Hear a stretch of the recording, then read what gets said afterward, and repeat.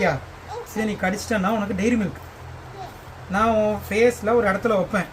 நீ என்ன பண்ணுற, இந்த சின்ன பேப்பர் தான், ஆனால் கையை வச்சு பேப்பரை தொடக்கூடாது. கை பின்னாடி கட்டியாச்சு. அச்சா குட்டியெல்லாம் இருக்காளா? இதான் கேம், சரியா?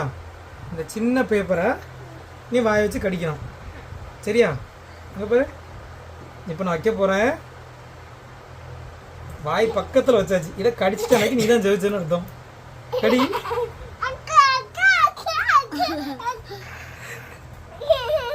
முடியலையா?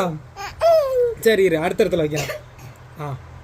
சிம்பிளாக அப்போ இப்படி கடிக்கணும். கடி.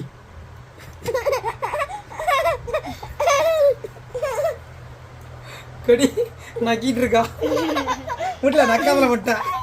சரி ஓகே, இந்த போட்டிலையும் முட்டை தோத்துட்டா. அடுத்து இங்கே பாரு, இப்போ என்ன பண்ண தெரியுமா? ரொம்ப ஈஸி. இப்போ கடி. என்னெல்லாம் ஒரு பேப்பரை கூட கடிக்க முடியல முட்டை. சி, பேப்பருங்க வாய்க்குள்ள விழுந்துட்டு. இது ஏமாத்து. C, finally